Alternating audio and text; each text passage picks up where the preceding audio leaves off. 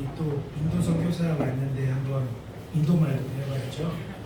인도에서 인사를 어떻게 하죠? 혹시 아세요? 오, 이 훌륭한 분이 여기 계셔요. 어떻게 한다고요?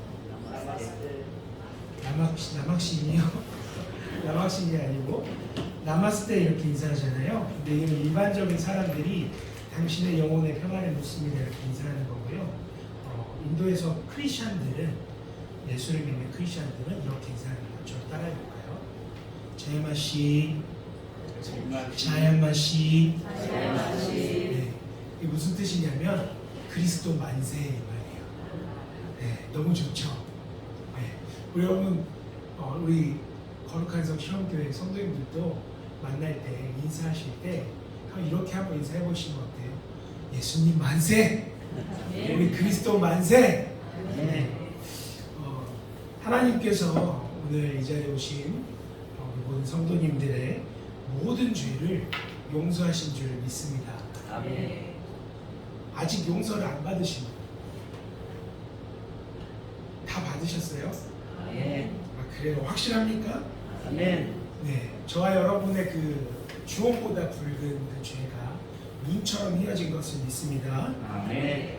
그러나 여러분, 우리가 한 가지 기억해야 할 것은 하나님께서 절대로 용서하지 않는 죄, 절대로 용서하지 않는 사람이 있다는 거예요. 오늘 말씀을 함께 이제 공부해 봤는데 그것에 대해서 우리가 한번 같이 생각해 봤으면 좋겠습니다. 오늘 본문에서 베드로가 몇 번이나 내가 형제를 용서를 해야 됩니까? 7번까지 하리이까 이렇게 말하죠. 네. 그 7번은 어디서 나온 숫자일까요? 당시에 그 유대의 그 문화와 역사를 기록한 그 요세푸스의 그 유대사를 읽어보면 그 예수님 당시에 랍비들, 그러니까 그 당시 스승들이 3번까지는 형제가 잘못을 해도 용서를 해야 된다 이렇게 가르쳤다라고 하는 기록이 있어요. 7번이라고 하는 것은 이 베드로의 입장에서는 2배를 상회하는 굉장한 엄청난 수준의 그 당시 유대의 어떤 사상과 시대적 배경 안에서는 굉장한 인간적인 노력이 들어간 용서의 횟수라는 거죠. 네, 맞습니까? 그렇죠? 그래서 우리가 그런 가운데 예수님이 베드로에게 어떻게 응답했는가 이것들을 좀 우리가 생각해 볼 텐데요. 우리가 그거에 앞서서 인도에 대해서 제가 간단하게 좀 소개를 해드리고 좀 함께 말씀을 더 들어갔으면 좋겠습니다. 앞에 사진을 보니까 낙타가 보이시나요 혹시? 인도의 일반적인 이제 도로의 모습이에요. 차도 다니고 사람도 다니고 원숭이도 다니고 개도 다니고 동물도 다니고 인도에 하나 없는 게 있거든요, 여러분. 하나 없다고 그러니까 좀 그런데 많이 없는데 하여튼 그 중에 한 가지 없는 게 인도가 없어요. 인도에는 인도가 없어요. 그러니까 사람이고 동물이고 차고 오토바이고 뭐 다 인도가 아니라 차도로 다니는 거예요. 그냥 다 같이 한 대 섞여서. 그래서 고속도로에서 운전하다 보면 깜짝 놀라서 제가 설 때가 있는데 소가 누워있죠. 네, 원숭이가 막 2마리가 손을 잡고 막 이렇게 하면서 길을 건너고 있고 막 이래요. 그래서 낙타를 이렇게 제가 사진을 얼마 전에 제가 터키에 가서 터키에서 성도님들에게 이렇게 한번 나눈 적이 있는데 정말 선교사님 낙타가 길에 저렇게 있습니까? 저거 무슨 관광지 아닙니까? 그래서 제가 인도에 가면 바로 그날 한번 영상통화를 연결을 했습니다. 그래가지고 인도에 갔는데 저희 동네에 가자마자 낙타가 딱 있더라고요. 그래서 영상통화를 하려고 봤더니 터키 시간이랑 거의 터키 시간이 새벽이에요. 영상통화를 못하잖아요. 그래서 얼른 제가 비디오를 찍어서 지금 시간이 안 맞아서 영상통화를 못하니까 제가 비디오를 찍어서 보냅니다. 이러고 해서 낙타랑 같이 셀프로 카메라를 찍어서 이렇게 보낸 적이 있는데 네, 그렇게 동물의 왕국이고요. 정말 많은 사람들이 살고 있는 나라입니다. 재밌죠? 이 인도에 대해서 조금 더 들여다보기 전에요.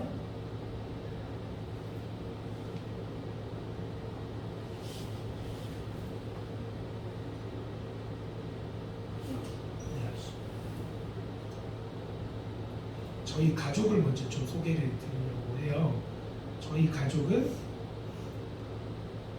지난번에 저희 아내가 여기 교회에 먼저 왔었는데 그 화면이 정지가 된 것 같아요. 저희 아내는 송화숙 선교사고요. 저는 두 딸이 있습니다.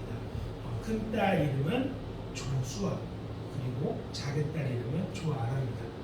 큰 딸은 이제 올해 한국 나이로 8살이 돼서 취학 통지서가 나왔는데 정부에서 빨리 이 아이가 학교를 안 보내고 있는 이유를 밝혀라, 소명해라. 아동 학대가 의심된다. 그래서 외국에 산다고 그 출입국 기록이 있음에도 불구하고 이게 안 되네요. 그래서 제가 지금 소명을 해야 되는데 문제는 인도에 학교를 다니고 있다는 증명서를 떼서 내야 되는데 인도에는 행정 처리가 정말 여러분 뭘 상상해도 그것보다 더 최악인데요. 서류를 신청을 하면 6개월이 지나고 1년이 지나도 안 나와요. 어떤 분이 출생신고를 인도에서 선교사님이 애를 출생신고를 해야 되잖아요. 인도에서 애를 낳는데 2년 동안 애를 출생신고를 못해서 2년 뒤에 출생신고를 해서 애는 태어난 지 2년 만에 이제 영살로 등록이 돼요. 그런 나라고요. 조금 안 나오는 이유가 있을까요? 여기 작게 나왔네요.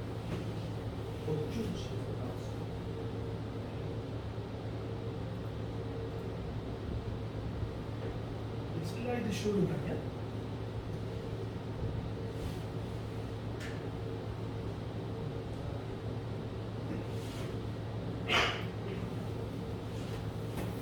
프로그램이 두 개가 켜 있는 게 아닌가 생각합니다. 제가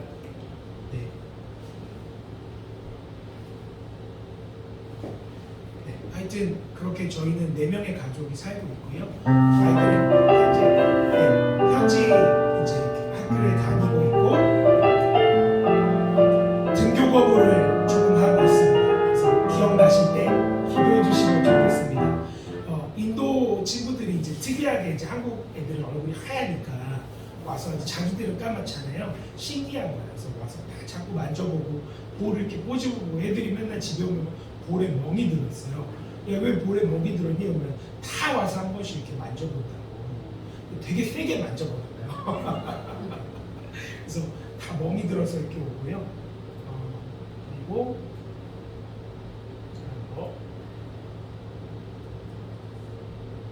제가 소속한 선교단체의 소개 영상인데요. 한번 보시겠습니다.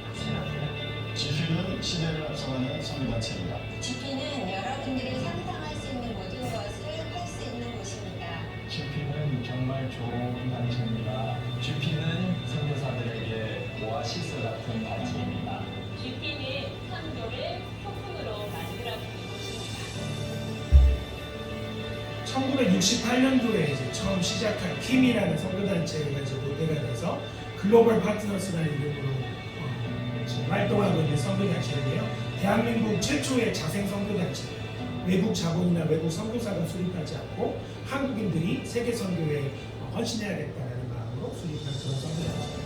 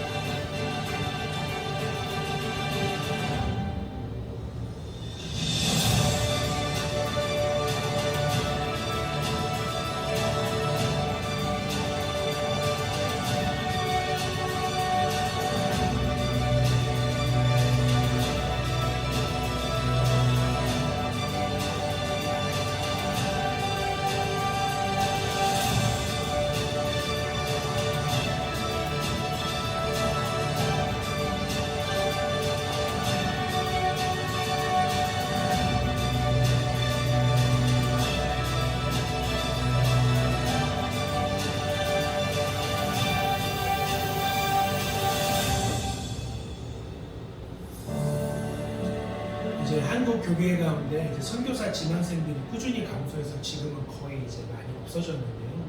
제가 이제 인도에서 총 산 날짜는 10년 정도 되고, 그리고 지금 가족들과 함께 파송받은 지는 이제 7년 차인데요. 제가 아직도 선교지에서 제일 막내예요. 제가 40대지만 제 밑에 선교사님들, 젊은 선교사님들이 들어오지 않은 지 너무나 오래됐고요. 그런 가운데 계속 지금 현재도 15명의 선교사님이 저희 단체에서 훈련을 받고 있고, 계속 또 세계 선교를 위해서 헌신할 수 있는 그런 장을 마련해 가고 있는 그런 단체라서 저희가 한번 소개를 시켜드리겠습니다. 그리고 다음으로요, 한번 넘겨주시면 좋을 것 같아요. 화면 뒤로.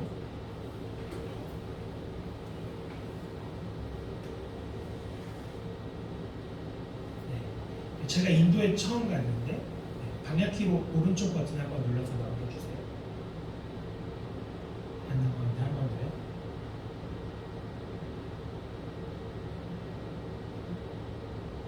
그래서 제가 인도에 처음 갔는데 조금 기기가 말썽인데 기기랑 별로 좀 상관없이 또 좀 얘기해 보겠습니다. 그 인도의 저희 선임 선교사님, 저의 바로 위에 저보다 바로 직전에 오셨던 선교사님인데, 그 선교사님은 50대 초반 선교사님이세요. 중간이 없죠 또. 그 선교사님이 저한테 그런 얘기를 하더라고요. 인도 선교를 준비하면 인도 선교를 망한다, 이런 얘기를 하더라고요. 도대체 이게 뭔 소린가? 인도 선교를 준비 안 하고 미국 선교를 준비해야 되나? 인도 선교하려면 어떻게 해야 되나? 이제 그런 의문이 생겼었는데, 이제 그분 이야기의 그 뜻은 어떤 의미였냐면, 인도는 아주 다양한 문화와 인종들이 혼재되어서 살아가고 있어요. 사실은 대영 제국 시절 이전에 이제 영국이 인도를 총 통치하는 기간이 400년 가까이 되는데, 그 전에는 각각 다른 400여 개의 나라였어요. 그게 때로는 700개가 된 적도 있고, 역사 가운데 20몇 개까지 통합된 적도 있는데, 전체가 통합된 적은 한 번도 없어요, 역사 가운데. 근데 영국이 인도 땅에 들어오면서 이 땅을 효율적으로 다스리기 위해서 각 나라 국왕들이랑 만나서 외교 관계를 하기에는 너무 땅이 방대하고 넓으니까, 그래서 너무 피곤하니까 그냥 너네 다 인도라고 그래 해서 인도가 성립이 된 거거든요. 그래서 이제 인도가 영국으로부터 1947년 8월 15일 우리 독립기념일이랑 같은데, 그때 독립 2년 차이 나죠. 날짜는 똑같고, 47년 8월 15일에 이렇게 독립하면서 그때 파키스탄과 방글라데시가 분립되고 이제 그 종교적인 이유로 이렇게 넘어갔는데, 그때 이후로 지금까지 이제 인도라고 불리고 있는 겁니다. 그래서 인도에 대해서 잠깐 영상으로 이제 짧게 1분 정도 제가 다녔던 좀 오래된 영상이긴 하거든요. 이거 한번 보시면 인도의 그림을 이해를 하실 수 있을 것 같아요. 소리가 있거든요. 이거.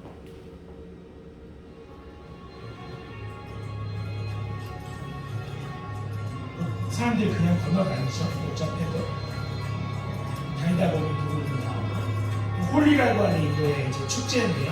물감을 서로 이렇게 던지고, 원숭이. 전에 저희가 살았던 집에 저희 지붕에 막 원숭이가 20마리 이상 살았던 집도 있는데요. 이런 짜이라고 밀크티, 거리의 이발사, 400원이면 면도를 다 해줍니다. 근데 면도날이 새 건지는 확실치 않아요. 이게 길에 막 모여있는 거 보이죠? 저거 다 소똥입니다. 연료로도 쓰이고 집도 만들고, 마을 집도 저희 안에 기도하고 엄청 신실하게 기도하고 있고, 주일학교 오자요.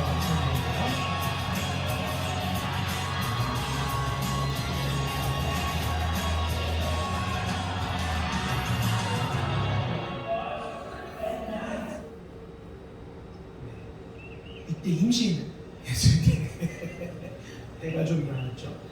임신했을 때 웨스트 벵갈, 비하르, 우타르 프라데시, 그리고 델리를 임신, 그때 아마 7개월인지 8개월인지 그때 기차를 40몇 시간을 타고 이동을 하면서 이렇게 다녔던 그 장면이고요.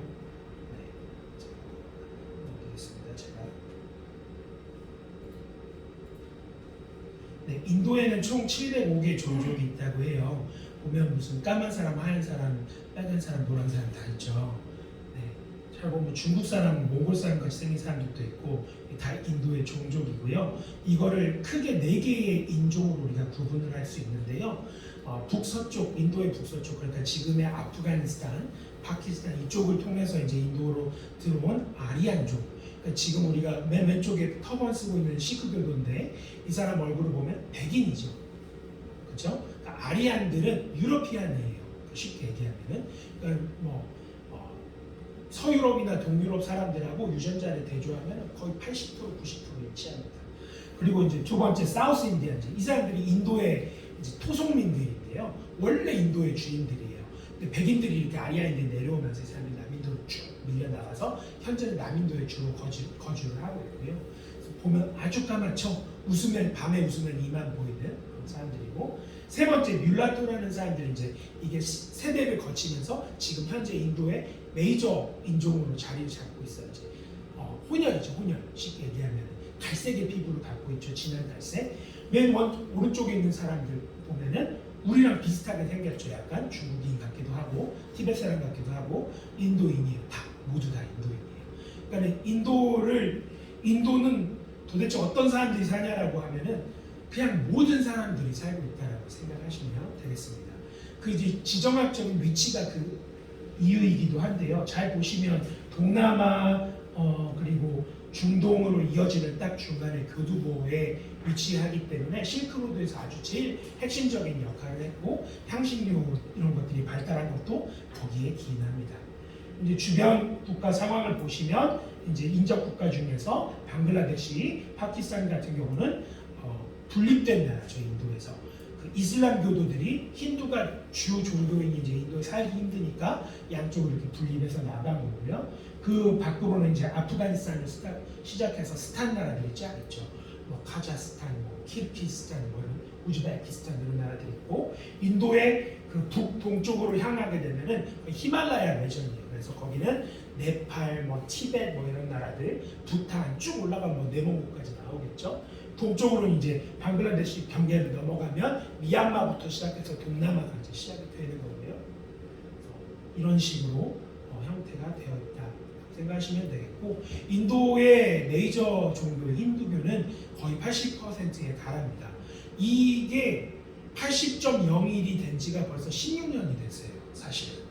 사실은 실제로는 힌두교도가 이거 80%가 안 될 거다라고 이제 저희는 보고 있긴 한데 정부에서 이제 통계를 조정을 하는 거예요. 그래서 딱 80%에 절대 떨어지지 않도록. 그리고 이제 제2의 종교는 이슬람교입니다.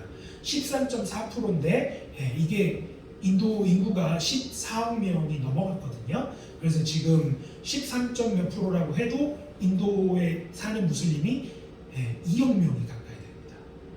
그 말은 전 세계에 무슬림만 이렇게 무슬림이 제일 많은 나라로 따지면 두 번째예요. 그러니까 무슬림이 여기서 인도에서는 소수 종교인데 전 세계에서는 무슬림이 두 번째로 많은 나라다라고 생각하시면 되겠고요.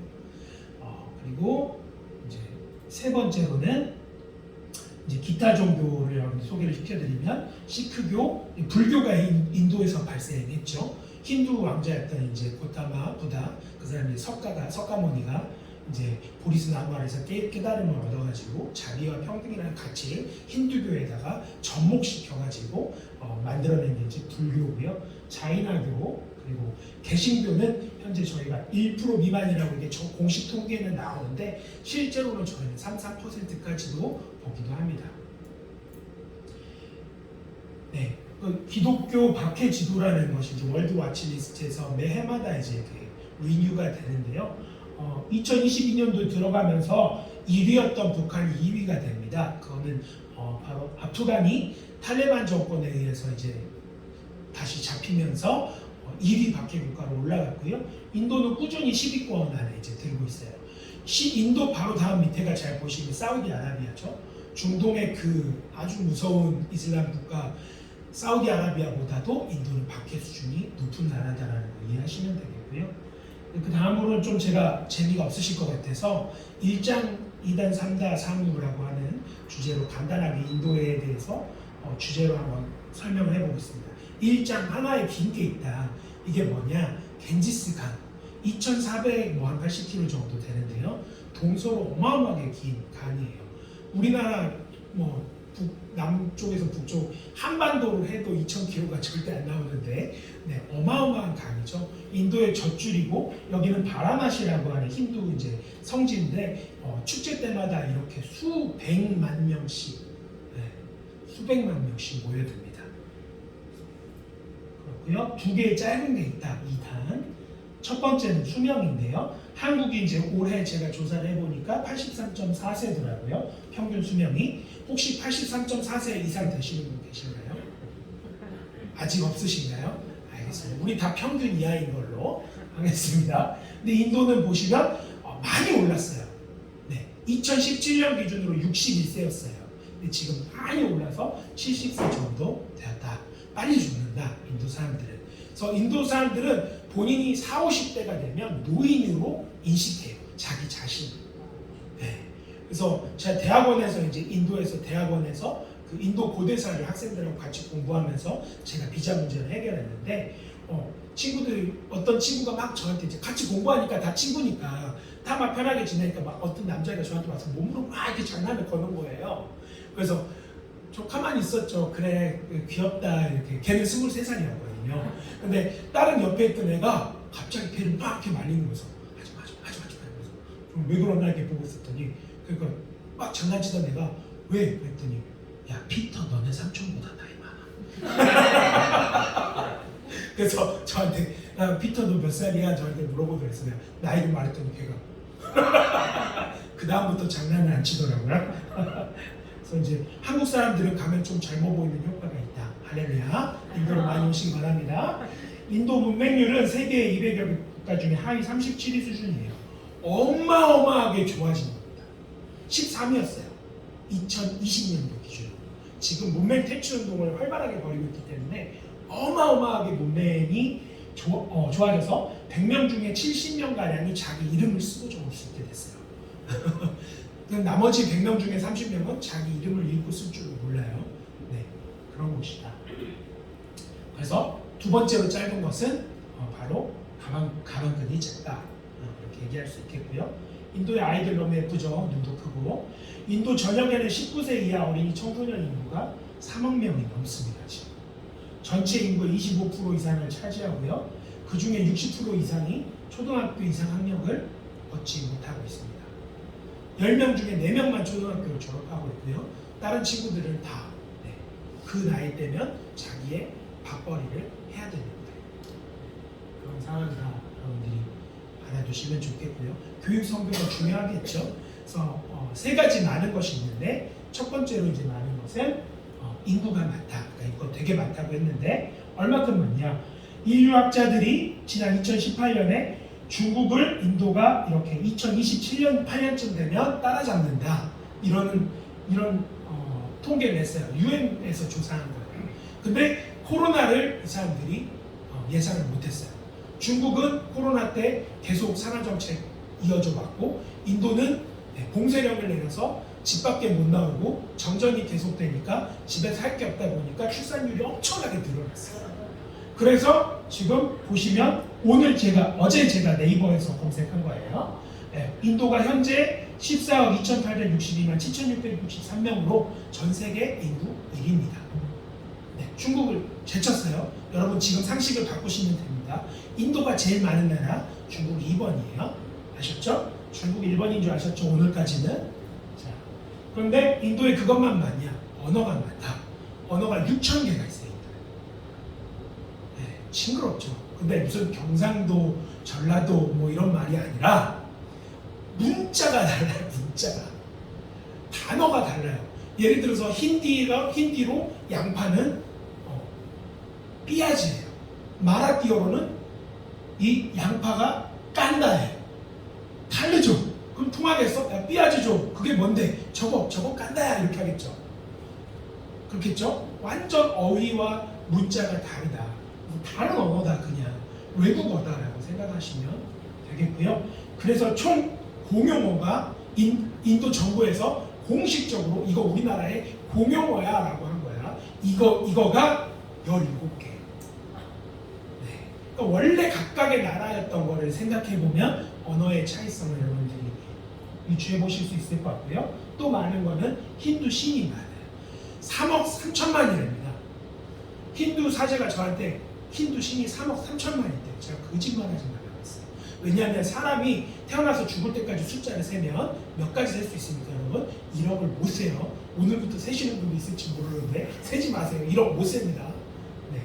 3억 3천만이면 숫자도 못 세는데 그 신을 있다고 한들 네가 어떻게 알겠냐? 인지가 안 되는데 인간의 인지력으로는 한 분 하나님도 우리가 이해를 못하는데 말이 안 된다고 그랬더니 힌두 사제가 저한테 신이 주는 특별한 지혜로 자기는 3억 3천만의 힌두 신을 전부 다 인지를 하고 있대요. 네, 그냥 뻑가시네요. 그래서 3억 3천만 신 중에 예수님이 계세요. 네, 그것도 심지어 상위 신이에요. 껴줘서 우리가 고맙다고 해야 될까요? 네, 그러면 안 되겠죠. 다음으로 4가지 없는 게 있는데요. 네, 뭐가 없을까요?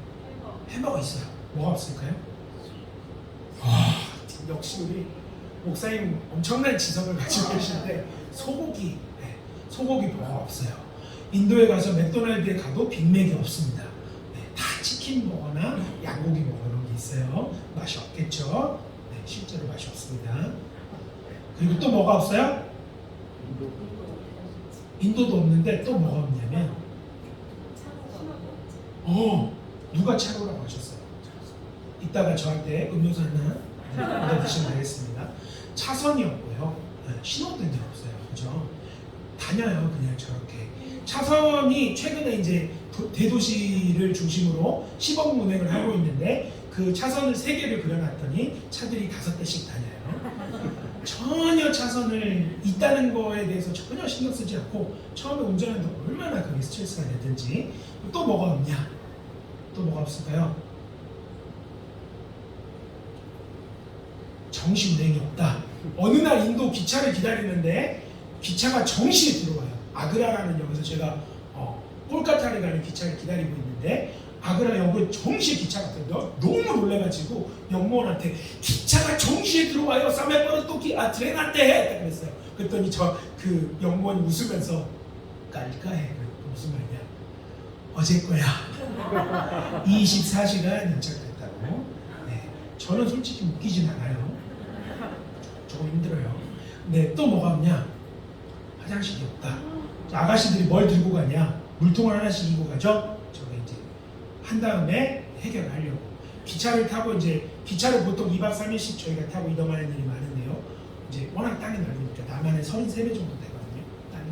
그래서 이제 가다 보면 새벽에 이제 자다가 딱 깼는데 한 번 땅이 막 울렁울렁 하는 거예요. 그래서 무슨 일인가 하고 봤더니 와, 엉덩이야. 엉덩이. 계속 엉덩이인 거예요. 계속 엉덩이. 할아버지 엉덩이, 할머니 엉덩이, 아저씨 엉덩이, 아가씨 엉덩이, 다 애들 엉덩이 다 있는 거예요.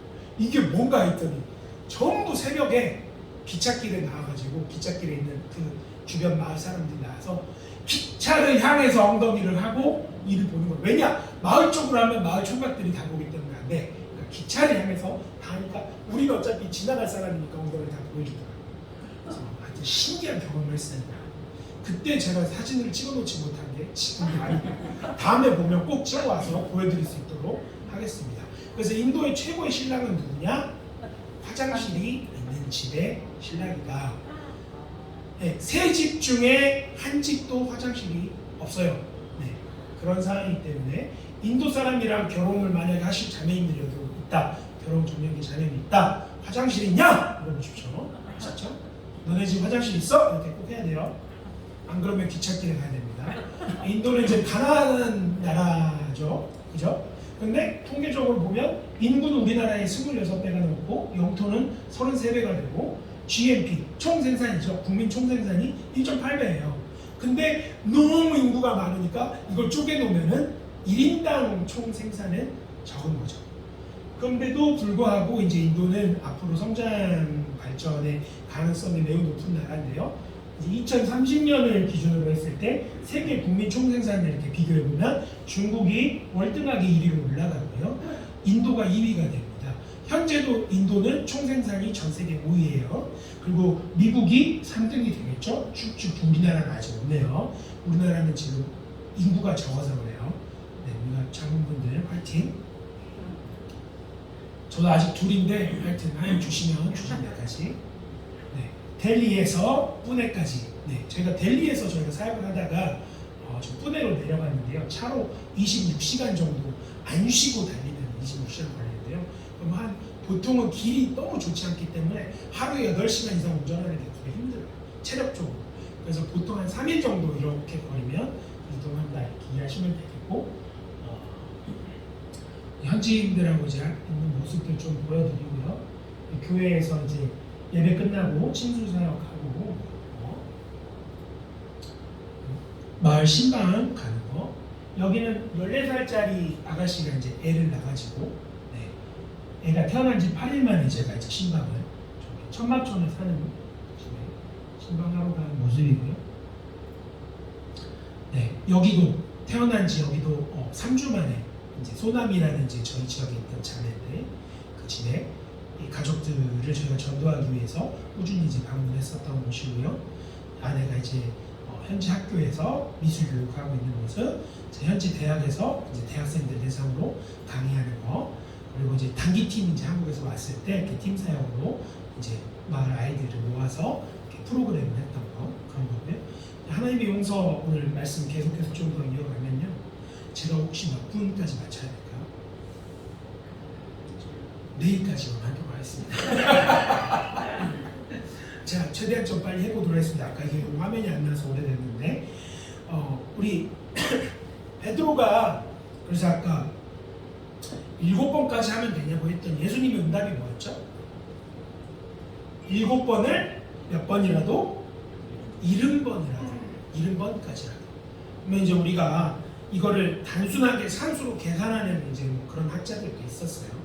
490번 정도는 용서를 해야 된다. 혹시 어떤 사람을 미운데 490번 용서해 보신 거예요? 제가 한번 이걸 진짜 저는 이거를 횟수를 적어본 적 있어요. 미운 마음이 올라올 때마다 한 번씩 적게 딱 그어놓고 기도하고, 그어놓고 기도하고. 490번 한번 해보려고. 난 100번쯤 되니까요. 내가 이거 하고 있는 내가 너무 한심한 거예요. 못하겠더라. 490번이라도 한번 해보십시오. 어떤 분들 꼭 그렇게 질문해요. 490번 용서하고 491번째는 혼내도 됩니까? 490번 하신 다음에 그 다음에 다시 한번 얘기해 보는 걸로 하겠습니다. 이 원어에 7번씩 70번까지라도 라고 할 때 까지라도는 헤오스라는 단어를 썼습니다. 헬라어 헤오스는 계속을 나타내는 헬라어 부사예요. 그러니까 490번으로부터 계속 끝까지 언제까지라도 이런 뜻이 되겠습니다. 이것은 좀 다소 부당해 보여요. 그렇죠? 왜 저 사람은 나한테 수백 번의 잘못을 하는데 나는 왜 저 사람을 끝도 없이 이렇게 용서를 해야 됩니까? 영화 밀양을 보셨습니까? 보면 유아를 납치, 유괴해놓고 살해하죠.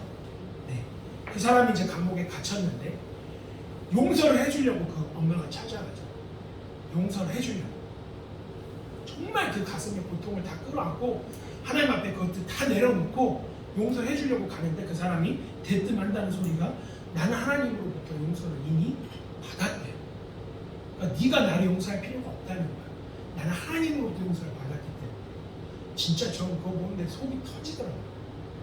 세상에 이런 일이 없을 것 같습니다. 많아요. 그렇죠? 그런 일 겪어보신 분들 있을 거예요.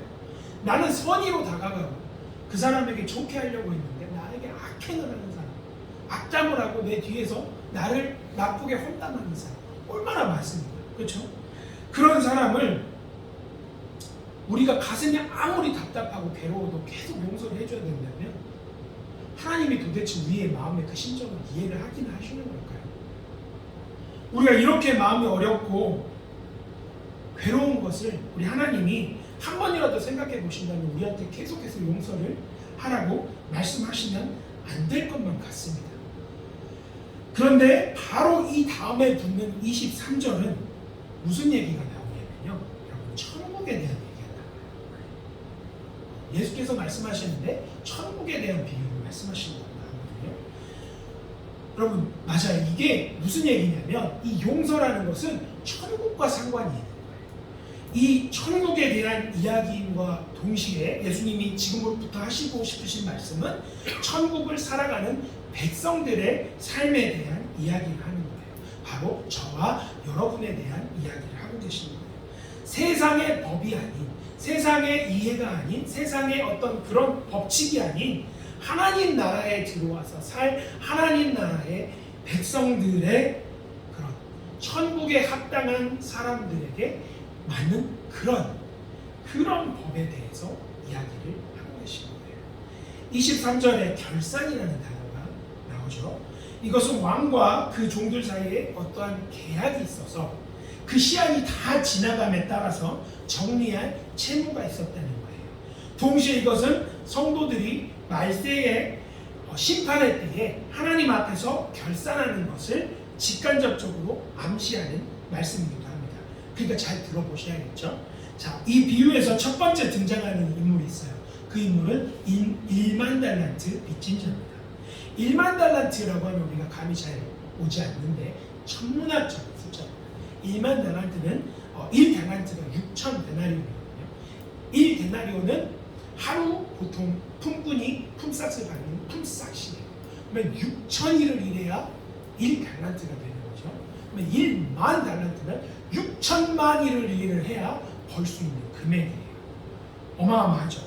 당시에 이스라엘이 로마 제국에, 예수 시대에 로마 제국의 세금으로 바친 돈이 얼마였냐? 해마다 800달란트라고 했어요. 800달란트. 로마 제국이 걷어들인 세금이 800달란트. 근데 오늘 이 사람은 1만 달란트 빚졌어요.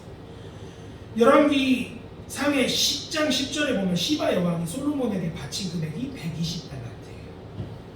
그러니까 1데나리온을 그 품삯으로 계산했을 때 연봉으로 다시 우리가 한번 환산을 해보면 1만 달란트를 하루 품삯을 통해서 벌라고 하면은 얼마큼 일해야 되냐면 16만 8천년을 일해야 돼요.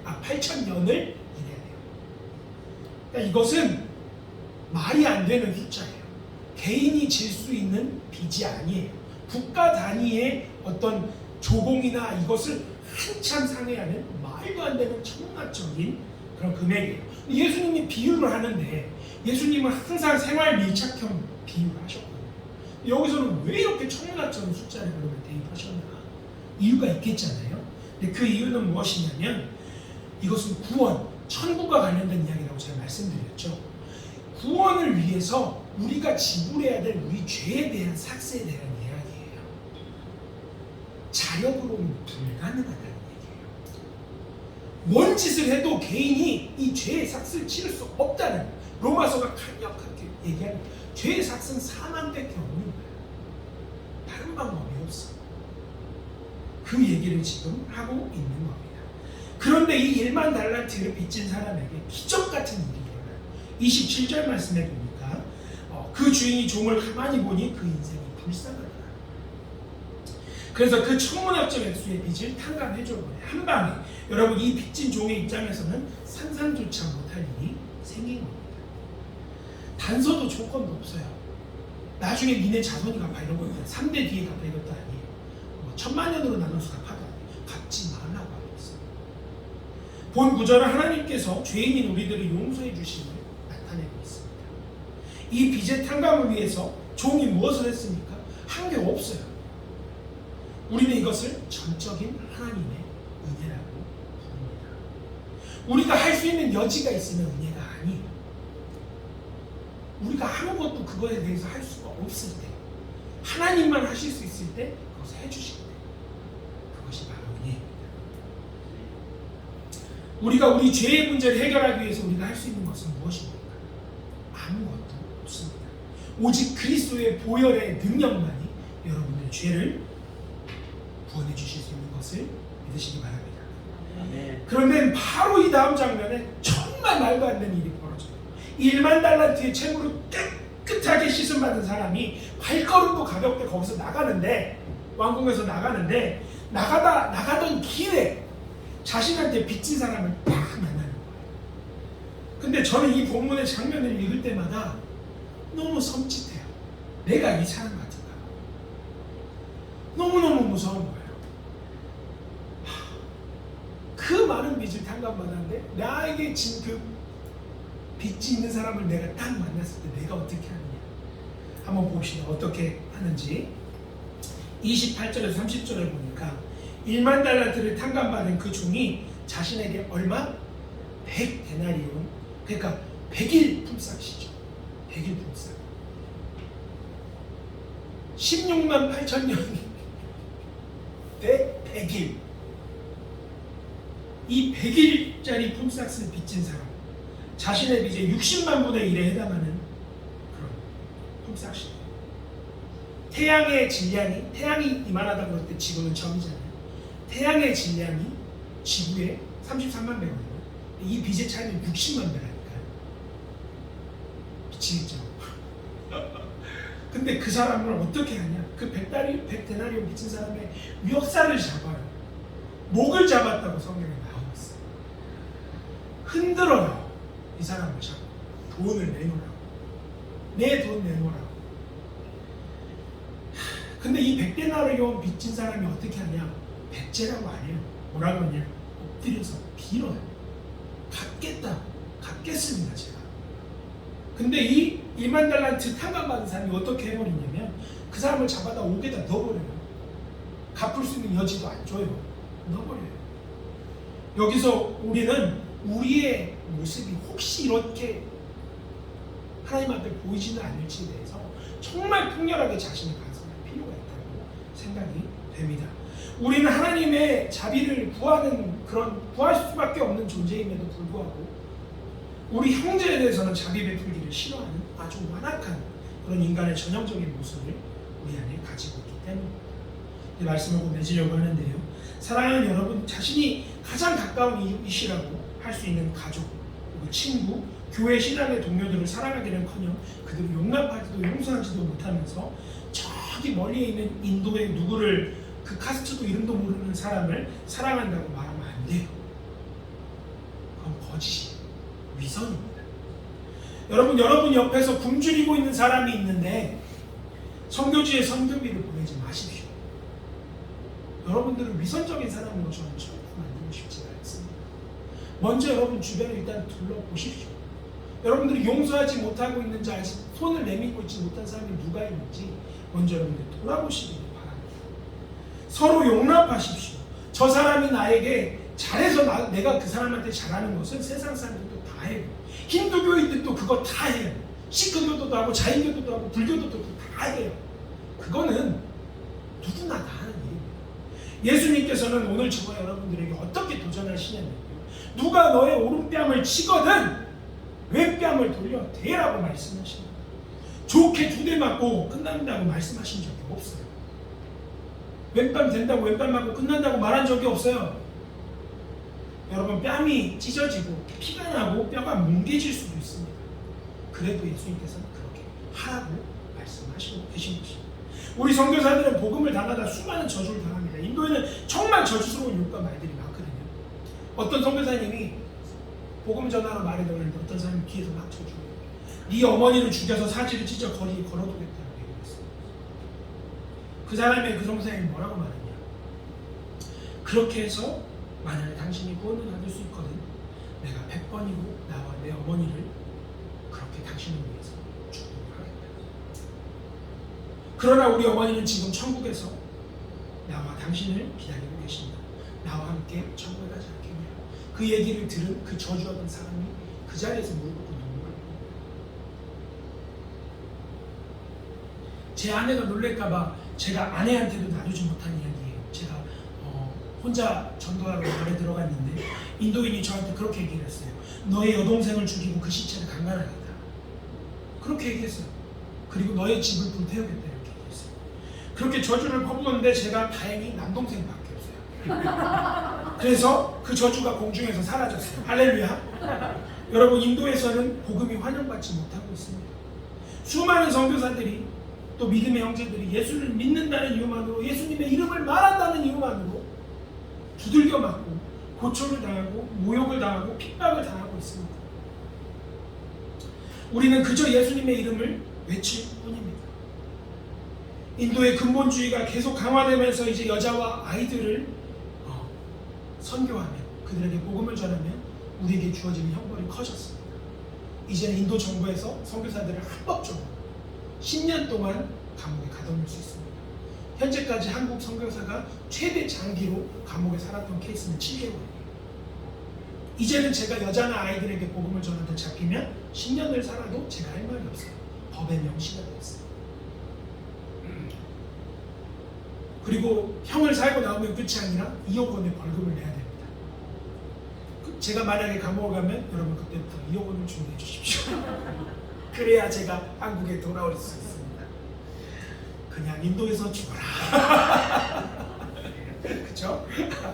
이 다양한 비자 정책을 계속해서 바꿔가면서 선교사들이 더 이상 인도에 체류하지 못하게 스웨덴 선교사님, 독일 선교사님 지금 계속 추방당하고 저희 이웃에 살던 선교사님 지지난달에 추방당했어요. 고아원에 와서 너희 선교사지 이 사람 목사지 너네 여기서 주일날 예배드리지 새로운 스텝한테 고아원에서 물어봤더니 그 스텝이 너무 순진하게 네 경찰한테 얘기했어요. 경찰이 바로 그 선교사를 추방했어요.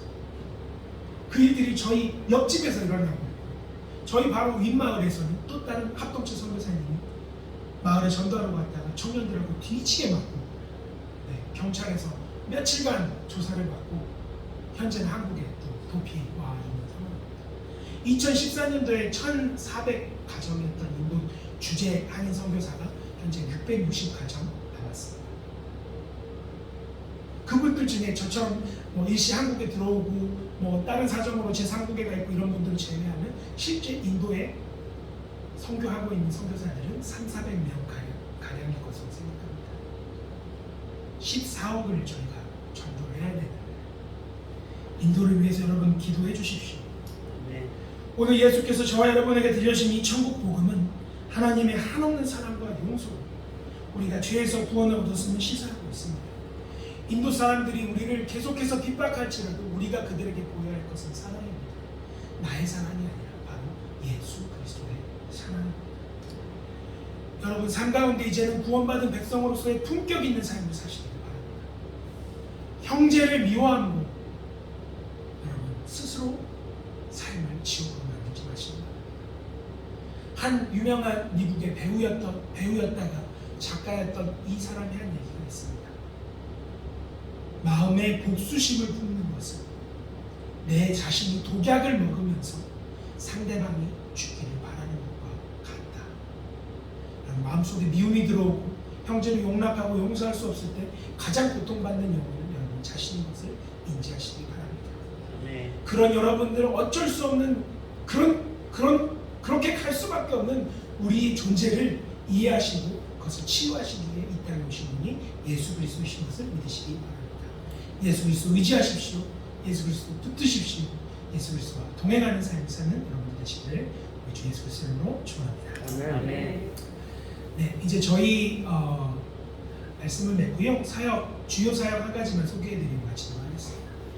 English Teaching Institute라고 하는 저희 사역은요, 전 세계 54개국에서 동시적으로 행해지고 있는 사역이에요. 저처럼 이렇게 인도나 각 선교지에 영어 교사를 세운 일들을 하고 있는데요. 저는 선교사님들을 영어 교사로 자격증을 주고요. 그리고 현지인들을 이렇게 자격증을 줘서 영어 교사로 활동할 수 있게 해줍니다. 그리고 저희가 제공하는 모든 그 영어 교재와 이런 것들은 컴퓨터 파일로 500GB, 그러니까 책으로 따지면은 수억 권의 책을 담을 수 있는 정도의 용량이 되는 그 정도의 그 멀티미디어로 된 영어 교육 자료들을 저희가 무료로 제공을 하고 있고요. 지금까지 수많은 세미나를 통해서 정말 수백 명의 인도인 기독 영어 교사들이 세워져 왔습니다. 그래서 이들을 통해서 정말 많은 곳에서 지금 실효적인 복음의 효과가 있고요. 이 세미나를 이렇게 통과를 하게 되면 이렇게 수료증을 수여하게 되는데, 이렇게 수료증을 받으면 이렇게 교실을 열어서 학생들을 가르칠 수가 있게 되는 겁니다. 이런 식으로 수료증을 받고 다시 이렇게 교실을 열고, 이것의 끊임없는 이제 반복인데요. 이것은 교회가 하나님이 교회에다가 주신 그 사명과 똑같은데요. 교회는 생명이 생명을 낳는 거잖아요. 저희의 사역 목표도 방향도 똑같습니다. 생명이 생명을 낳는 것입니다. 교사가 또 교사를 낳고 그 교사가 또 학생을 키우고 그 학생 중에 또 교사가 나는 거. 예. 그래서 이 저희가 코로나 때 이제 저희가 안식년을 가졌었는데요, 1년간. 그때 안식년 때도 저희가 끊임없이 이렇게 세미나 사역을 온라인으로 이제 해서 이렇게 계속 교실들이 만들어졌고요. 교실 안에서 이제 뭐 배우는 모습을 영상을 잠깐 볼 수 있으면 좋겠지만 시간이 많이 없는 관계로 하나만 보겠습니다.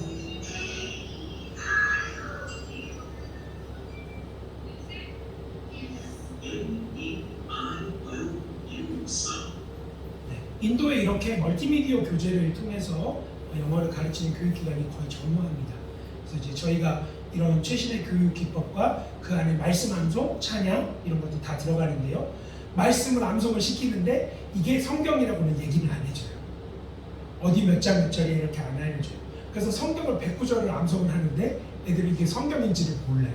그냥 아 좋은 이야기인가 보다 생각하고 배우거든요. 그래서 실제로 라오스의 ETI 같은 경우는 라오스 그 비엔티안에 있는데 비엔티안 국립대학교가 있어요. 국립대학교 그 영어 위탁 기관이 저 ETI 센터거든요. 거기에 스님도 오세요. 영어 학과에 스님이 있어요. 그래서 스님이 말씀을 109절을 넘게 외우셨는데 그게 성경인지를 모르고 계세요. 나중에 그 이제 젊은 스님이 열심히 이제 해서 이제 주지 스님이 나중에 되시면 자기도 모르게 성경 말씀 인용할 수도 있겠죠. 할렐루야. 여기는 이제 인도는 아니고요. 스리랑카라는 인도 밑에 있는 나라예요. 제가 이제 서남아에 있는 지역의 나라들을 이렇게 다니면서 마찬가지로 같은 사역들을 이렇게 하고 있습니다. 스리랑카 선생님들이고요. 이번에 세미나를 마치고 돌아가서 새로 생긴 어제 제가 이 사진을 받았어요. 제가 여기를 3주 전에 다녀왔는데 지금 어제 새로 교실이 하나 열렸습니다. 메투셀라라는 선생님, 한국 그 성경에는 무두셀라죠. 무두셀라라는 그 자매인데 교실이 열었다고 이렇게 봤습니다. 이제 리더십을 재생산하는 게 성경에서 가장 중요한데요. 왜냐하면 생명이 생명을 낳기 때문에요. 코로나 때는 이제 저희는 무제 사역들을 했었어요. 저희 마을에서 한 여성이 5명을 물에 빠뜨려 죽였는데 애들을 왜 그랬냐고 이제 경찰에 조사를 했더니 당장 오늘 먹을 것이 없는데 애들이 너무 배고파 죽었다고 해서 그 얘기를 듣고 저랑 아내가 계속 울었습니다. 일주일 울었던 것 같아요. 그러고 정말 무력했어요. 왜냐하면 공세력이 내려져서 집 밖을 나갈 수가 없어요. 저희 동네에 써붙어 있어요. 차이니즈와 코리아는 돌아다니지 마라. 슈퍼도 오지 마라. 써 있었어요. 그런 상황이었는데 저희가 기도했어요. 하나님, 도대체 이런 상황 가운데 우리가 선교사로 여기 왔는데 이렇게 무력하게 집에만 있어야 됩니까? 뭐라도 하게 해주십시오. 이렇게 기도하면서 이 자꾸 아무것도 할 수 없는 나에게 힘을 주십시오 했더니 하나님 이 말씀 저에게 주셨어요. 융아, 네가 이 방의 빛이야. 지금 어둡잖아. 네가 선교사 빛을 비춰. 그래서 기도해서 하나님, 그럼 내가 어떻게 빛을 비춥니까? 저는 구제하고 싶은데 구제 사역을 해본 적이 없어요. 기도했는데 어느 날 한 현지 목사님한테 전화가 왔어요. 내가 당신의 소개를 받았는데 피터 당신이, 제가 인도에서 피터거든요. 피터 당신이 혹시 구제 사역 해볼 생각이 없어? 그래서 내가 너 혹시 너한테 내 이름 알려주는 사람이 하나님이니? 그래서 이 라지 목사라는 사람인데 갑자기 전화가 와서 이분이랑 같이 이렇게 구제 사역을 시작하게 됐어요. 처음에는 재정이 없었겠잖아요. 그래서 저희가 그냥 금식을 결단하고 하루 한 끼만 먹자 하고 그냥 저희 생활비 절반을 떼서 그냥 시작했어요. 그냥 시작하니까 그렇게 뭐 하게 되더라고요. 교회에서 동참하는 청년들이 나오고 아내가 이제 특별히 이제 책받침, 얇은 책받침이 투명한 거 오려가지고 저렇게 페이스 실드도 만들고 그래서 이제 나누다가 이제 저희가 기도 편지를 이제 한국 교회에 보냈죠. 이런 상황인데 인도에서 우리가 이렇게 사역을 하고 있는데 함께 동참하실 마음이 있으면 함께 하십시오. 그랬더니 이제 어떤 분이 자기 애 100일 잔치 하려고 모았던 돈을 보내주셨어요. 선교단체 간사님들 진짜 가난하거든요. 차도 없고 뭐 집도 없고 아무것도 없어요. 진짜 가난한 분들인데 자기 걸어서 출퇴근하고 차비 모아가지고 보내주고 막 이런 일들이 생겼어요. 감동이 되잖아요. 그 얘기를 현지 교회에서 막 나눴어요. 무슨 일이 생겼냐면 인도에 다우리 제도가 있거든요. 여자들이 다우리를 모아야지 시집을 갈 수가 있어요. 그러니까 혼수 이런 걸 하는 건데 한국의 혼수라는 것도 차원이 달라요. 완전 다 해야 돼요. 결혼식 비용부터 전부 여자가 다 해야 되는데 그거를 한 여자 전도사님이 7년을 모은 거예요. 시마라고 하는 여자 전도사님이. 나중에 이제 그분이 복음전한테 합해서 감옥살인 하고 나왔는데 하여튼 그분이 그거 모은 거를 절반을 떼서 여기 나가 냈어요. 애 낳은 지 30일 됐는데 애 아빠인데 3개월치 월급을 내놨어요. 인도인들이 이렇게 돈을 내놓는 게 여러분 그냥 별거 아닌 것 같지만 인도에는 여러분 돈이 신이에요. 돈이 신이에요. 돈을 내잖아요. 그럼 가게에서 가게 주인 돈 어떻게 받냐면 이마에 대고 가슴에 댔다가 이렇게 했다가 한번 십자가를 그었다가 입에다 뽀뽀를 몇 번을 하고 그 다음에 돈을 넣어요. 돈을 섬겨요. 네. 그래서 인도 사람이 돈 갖고 있는데 여러분 실수로 손을 쳐가지고 돈이 떨어지죠. 그 사람은 평생 돈의 저주를 받게 돼서 다시는 돈을 못 벌게 돼요. 그래서 사례를 만약에 여러분이 인도 사람 돈 갖고 있는데 여러분이 고의로 그 사람들 손에서 돈을 떨어뜨리잖아요. 그럼 여러분을 그 인도 사람이 살해를 해도 그 사람은 정서적으로 합당한 일을 한 걸로 인도 사람이 생각해요. 그 인도예요. 그 사람들이 그 돈을 내놨어요. 그래서 이렇게 계속 저희가 이런 식으로 패키지를 만들어서 여기다 이제 전도지와 함께 저희가 전도 사역을 부재 사역을 함께 이렇게 하게 됐습니다.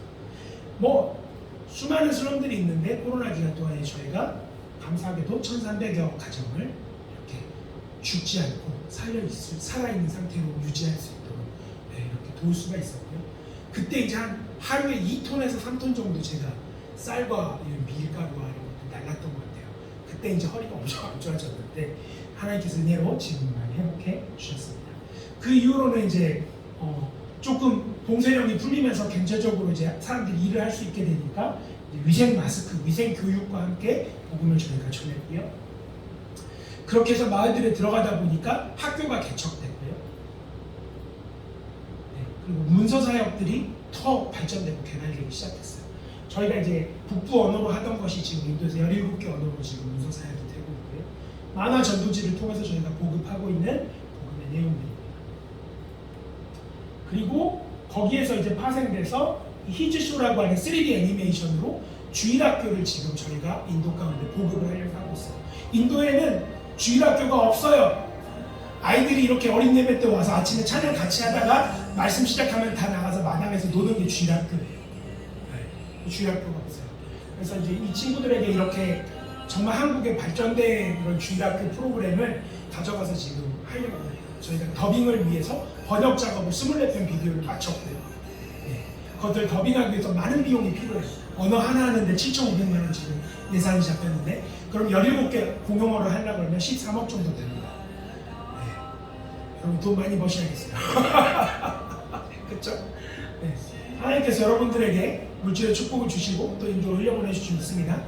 아멘. 아멘 하신 분을 통해서 일하실 줄 믿습니다. 네. 네, 한번 넘겨주시겠어요? 이제 제가 한 번 더. 네, 한 번 더 넘겨주세요. 한 번 더 죄송해요. 넘겨주세요. 네, 이제 저희가 그런 사역들을 통해서 장학 사역도 하고 있고요.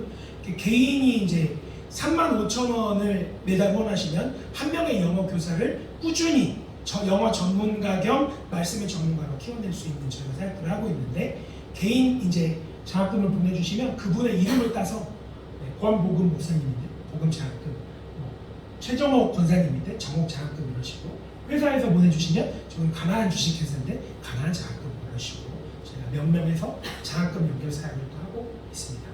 장학금만 주는 게 아니고요. 저희가 장학금을 그 통해서 실제로 이제 공부하는 것들을 확인하고 성적 관리를 하고 그 사역자가 제대로 설 수 있게 합니다. 자, 마지막으로 인도의 좋은 전통과 문화 하나 소개하겠습니다. 계속 마지막이라고 하네. 그렇죠? 랑골리라는 거예요. 아름답죠.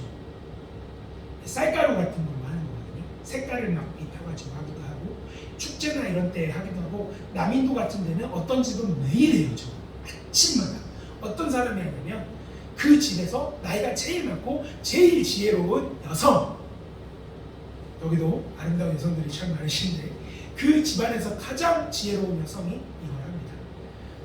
맨날 이걸 하고 있으니까 제가 보니까 좀 그런 거예요. 마음에.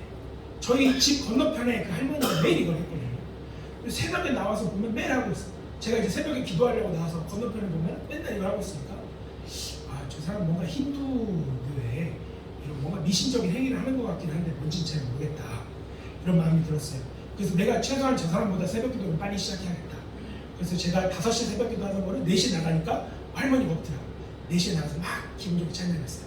그 다음날 할머니가 4시보다 더 먼저 나서 저를 부르더라고요.